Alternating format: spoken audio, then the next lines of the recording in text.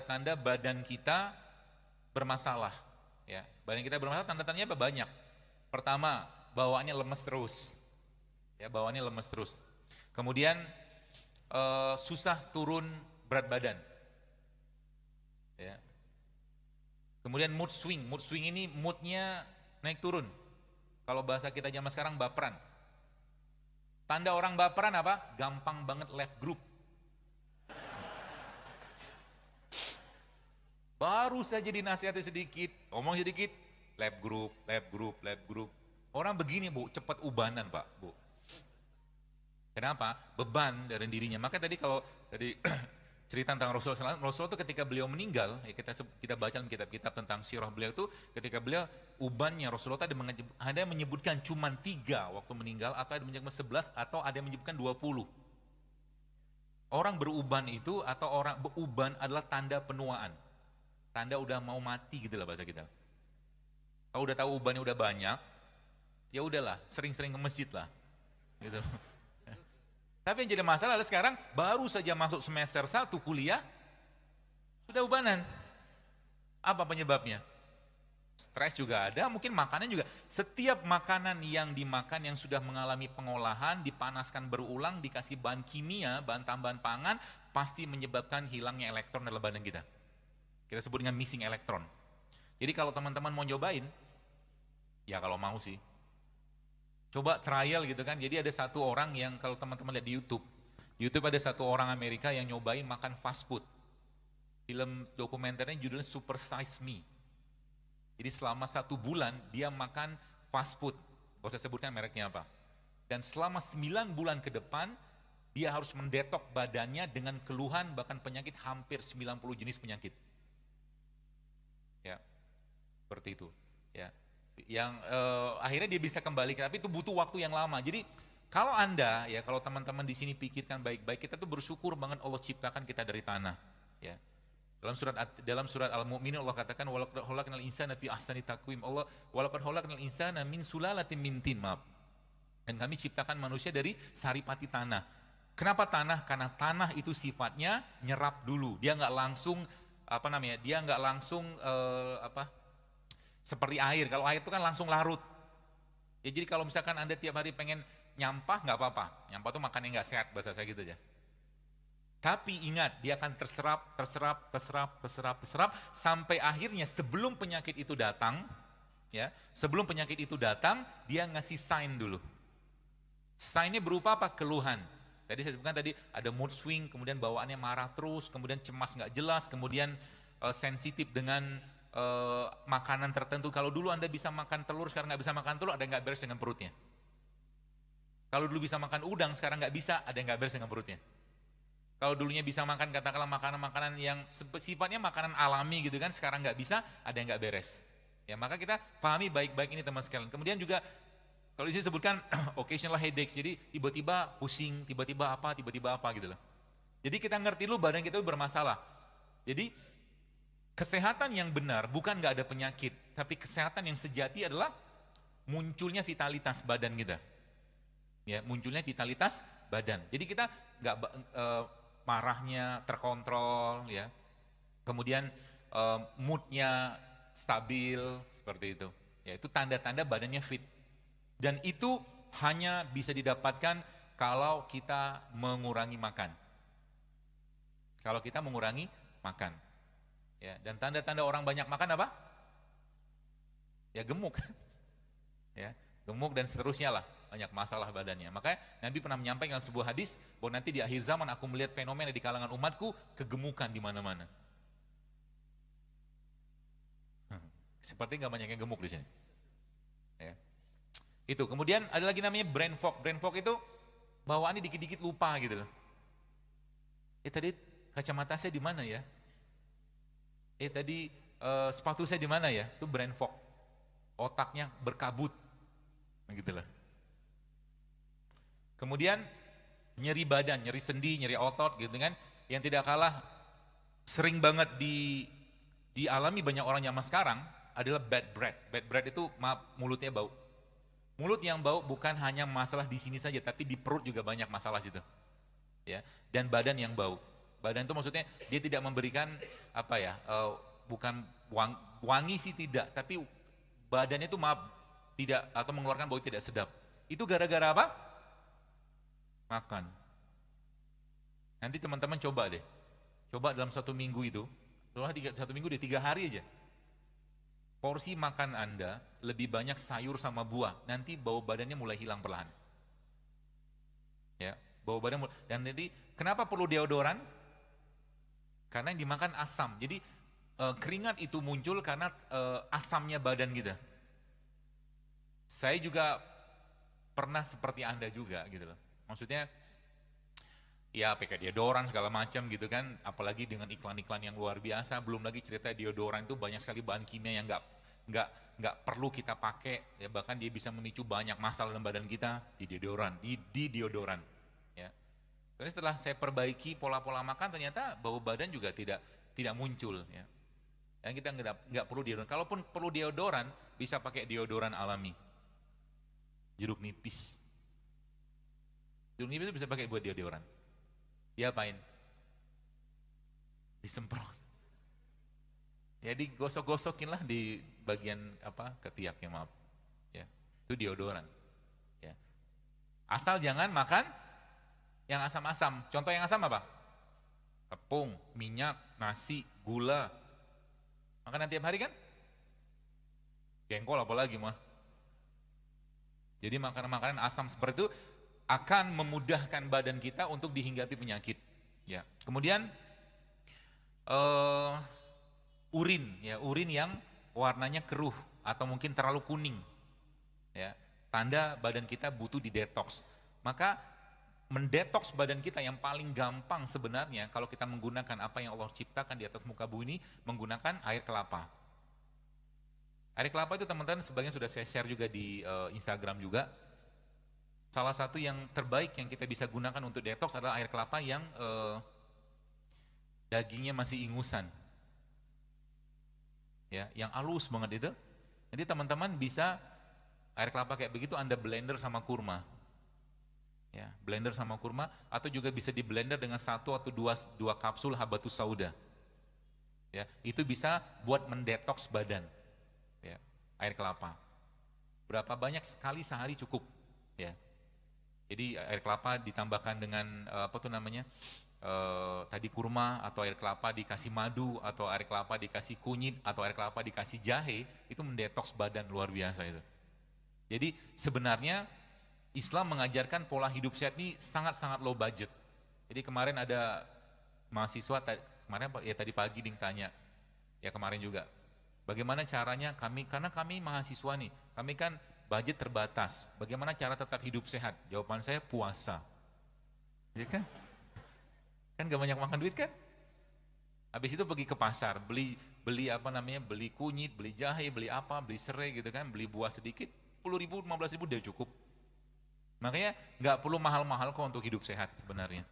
Ditambah dengan kita membiasakan untuk berpuasa, ya.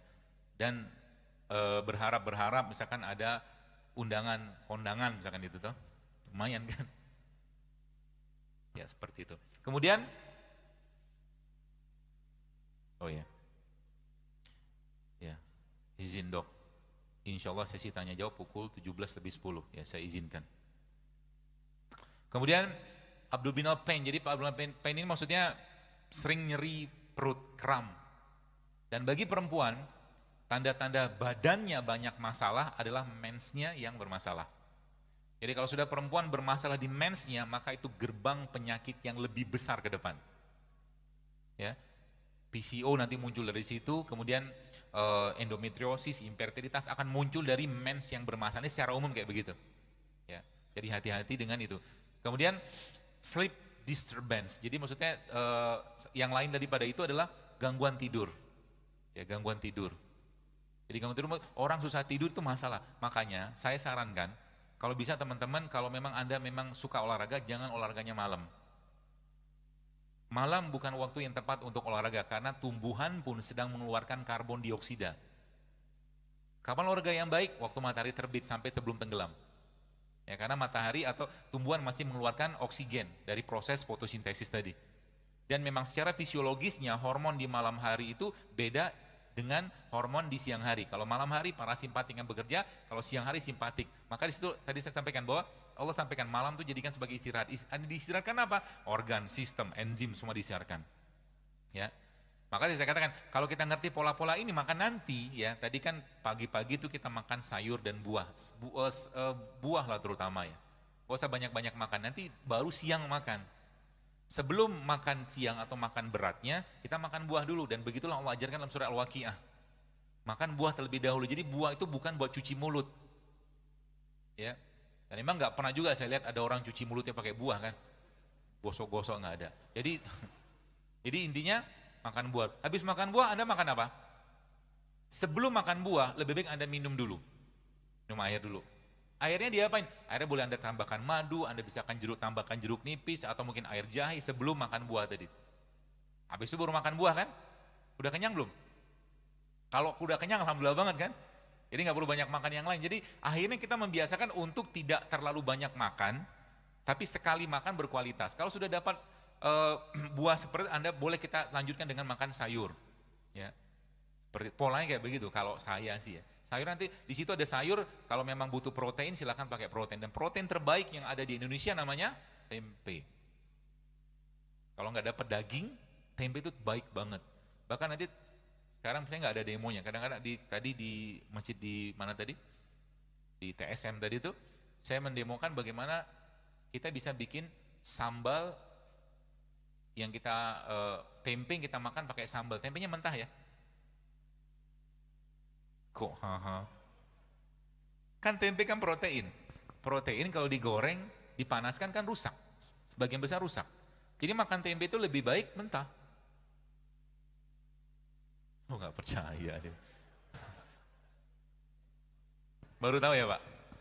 Itu obat emah terbaik Pak. Karena kan probiotik dia, fermentasi. Ya. Tempe nanti dibikin sandwich. Namanya sandwich tempe. Tempenya di slice tipis, tengahnya kasih kurma. Dimakan, itu obat mah. Bukan hanya obat mah, tapi itu banyak sekali masalah pencernaan yang menjadi masalah besar dalam tubuh kita, itu bisa selesai dengan makan kayak begitu. Sebelumnya Anda minum air jahe, ya, air jahe, mungkin air madu atau air jeruk nipis segala macam gitu, itu lalu Anda makan tempe itu luar biasa energinya itu. Ya. Jadi nanti dicobain aja. Ya, apalagi tempe yang kemarin pas di Jakarta ada satu kajian itu saya ngulek sendiri tempe sambalnya itu. Jadi sambalnya sederhana sekali isinya, cuman bawang putih sama cabai rawit, dikasih garam, kemudian dikasih kurma buat manisnya, pengganti gula. Kan kita nggak mau makan gula lagi. Kenapa? Anda sudah cukup manis tanpa gula. Gitu lah Pak. Jangan tambah beban ginjalnya dengan gula. Ya. Kenapa? Berarti kita nggak perlu glukosa. Perlu, tapi bukan gula pasir. Gitu loh. Buah kan ada glukosanya juga, ada fruktosanya juga, kan gitu maksud saya.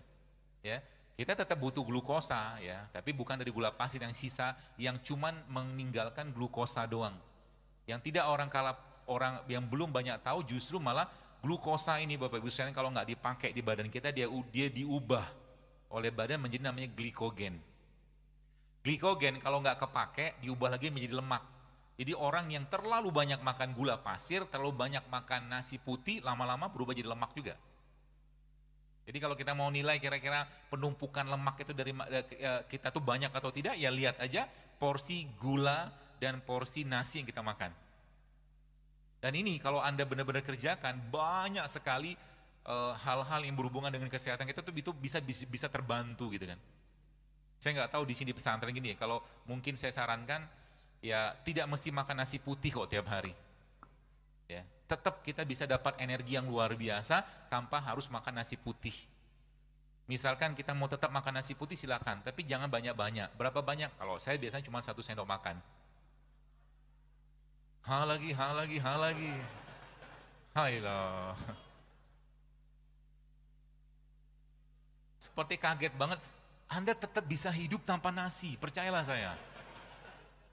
Saya kadang-kadang bisa seminggu nggak makan nasi, Kadang-kadang saya bisa nggak makan sampai 20 jam tapi minum aja. Karena saya ngerti bahwa ternyata ketika tubuh kita tuh dibiasakan lapar, jadi gini. Saya coba tunjukkan sebuah slide supaya teman-teman paham. Jadi nanti lama-lama kita nggak perlu banyak makan tapi sekali makan tuh berkualitas. Jadi gini, ada namanya model kompartemen. Jadi ketika kalori masuk nggak kepake, glukosa gitu kan, dia diubah jadi glikogen. Glikogen nggak kepake, dia disimpan jadi body fat. Jadi sekarang kalau Anda mau mengakses body fatnya, jangan masukin kalori. Dokter kok mirip keto, mirip, tapi saya tidak mengatakan ini keto banget karena saya ubah. Jadi tetap kita butuh glukosa kalau saya. Ya, glukosa yang kompleks, bukan simplek kalau saya. Kalau kayak gula pasir itu kan glukosa yang simple. Ya, itu justru memberatkan badan kita. Jadi caranya gimana supaya bisa dibongkar? Ya jangan atau berikan kesempatan badan kita untuk membongkarnya dengan cara apa? Jangan lagi memasukkan makanan-makanan yang bisa mengubah glukosanya menjadi glikogen bahkan sampai lemak. Maksudnya gimana? Apa contoh makanan atau minuman yang hampir-hampir nggak ada kalori? Contohnya apa? Air putih kan? Kan air putih. Terus tanda badan kita tuh sudah banyak banget timbunan body fatnya atau lemaknya dari mana? Pegang aja pinggangnya. Kalau pinggangnya banyak lipetan, itu banyak body fat yang tersimpan nggak kepake. Artinya, ibu-ibu juga sama, ya, bapak-bapak lagi kan. Artinya, apa tuh namanya? Banyak timbunan energi yang nggak kepake. Jadi saya waktu baca sebuah tulisan gitu kan, tapi ini bukan penelitian tapi tulisan lah, seseorang dokter juga dia katakan ketika seseorang membiasakan lapar sampai 20 jam, artinya dia nggak makan tapi minum iya ya, jadi minum kopi boleh nggak? Boleh, tapi kopi pahit. Dia minum air putih atau teh hijau seperti itu, atau makan-makan yang rendah kalori gitu, maka di 20 jam tubuhnya akan menjadi mesin pembakar lemak yang luar biasa. Ya. Maka Islam memberikan petunjuk atau Allah memberikan petunjuk kepada kita, salah satu cara terbaik untuk membersihkan badan itu ya melaparkan diri sebenarnya.